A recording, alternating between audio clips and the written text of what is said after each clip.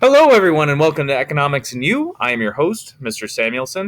Today, we are looking at a whirlwind lesson of the history of American money and banking. We're going to go through the entire history of American money and banking in 5 slides, which means this is really going to skip over a lot of information. But I'm going to get you some essential points that are good for us to know.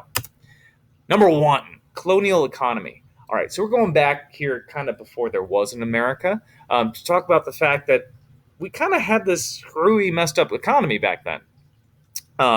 Under British rule, the colonies couldn't produce money. We weren't allowed to produce our own dollars. We had to use British currency. But there just wasn't a whole lot of British currency out there. The British pound is what they used in England, the UK at the time. And very little of it made its way over to the colonies. So colonists themselves had to rely on a barter system. We've talked about barter before. Barter is difficult. It's difficult to make a trade happen exactly the way it should or to really know the worth of your goods. Because of a lack of actual English currency in the colonies, most colonists, especially those outside of major port cities, had to rely on this barter system. Now, once we gained our independence and fought that, Revolutionary War that we fought, we did shift our economy away from barter. And we realized we needed to have our own currency. Our economy was messed up because we didn't have it. So we produced this paper money called continentals. They look like this. But a problem existed with continentals. We couldn't use representative currency because we didn't have any gold. Okay, we didn't have any silver. We didn't have any of that hard cash wealth. So this couldn't represent anything. So the only value it had was this kind of fiat money. The government said this is our money and please accept this. But they produced so much of it because the government needed to pay all of its soldiers in the Revolutionary War and had to pay all these debts. And it wasn't making money yet. It was this new government. So they produced a whole lot of it.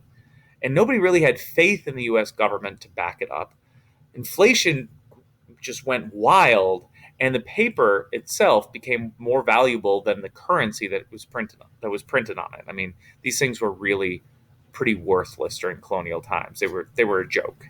But after the Constitution was written, and people started to think, hey, this American government might actually exist for a little while, and it started to establish some foreign respect and some credit, we were able to produce a new currency, and we produced the dollar, which has had a much better history.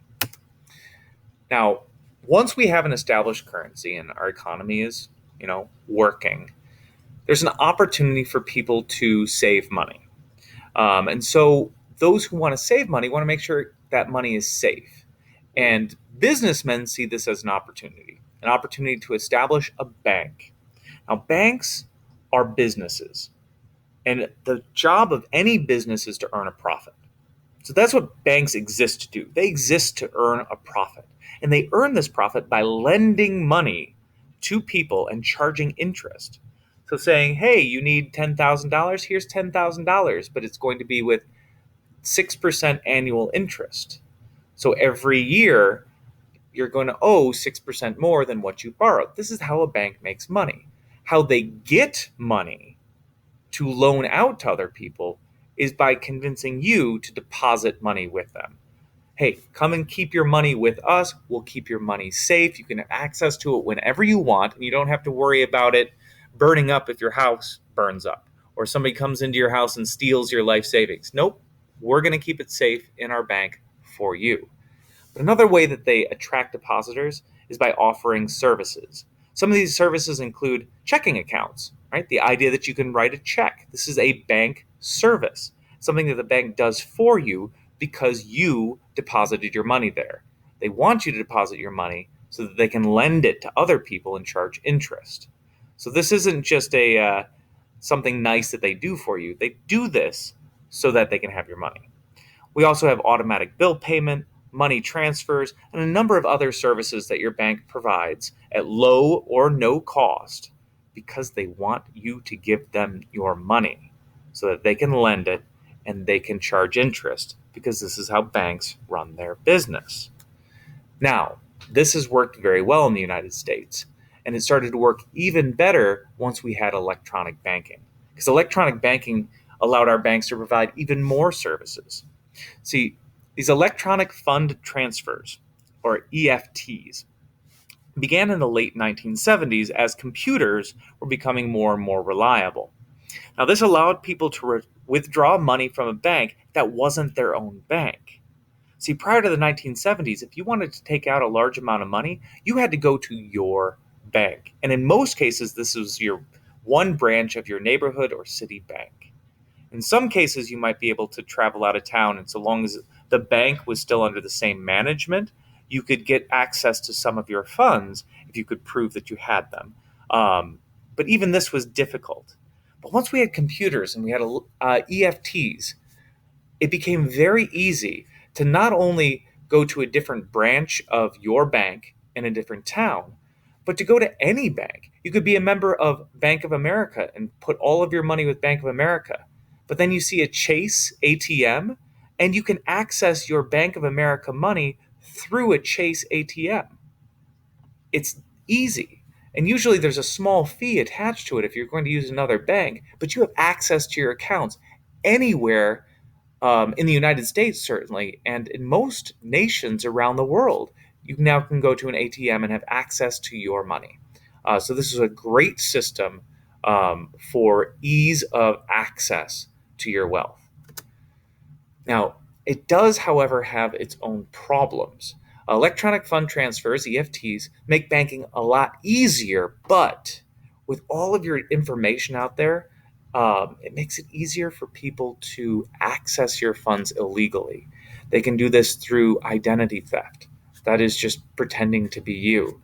You walk into a store with your bank card. A lot of time people don't check your ID to make sure that the name on your ID matches the name on the card. And they can just use your card and make purchases. Anybody who gets the number by itself might be able to make a online purchase. So once that information is out there, it's easy for people to pretend that they are you and to take your money. Now, in a lot of cases, there are laws that limit the costs to you as an individual. That is, if your ATM card is stolen and somebody starts to make a whole bunch of purchases, they could rack up huge bills and you're not going to pay all of that yourself. But there is a cost to society. Somebody is going to be paying those bills. And in the long run, that comes back to all of us and causes some problems. But not so many problems that it doesn't make it worthwhile for us to have ease of access to our money. So that is something that's a struggle with EFTs. But we as a society have decided that the ease of having those bank cards more than makes up for it. And so we have it. And like I said, that was a real short summary of the history of American banking, focusing really on the beginning and the end. There's some interesting stuff in the middle, but hopefully you can cover that in your U.S. history courses. That is all that I have for you today. Thank you very much for joining me today. I hope you learned something, and farewell.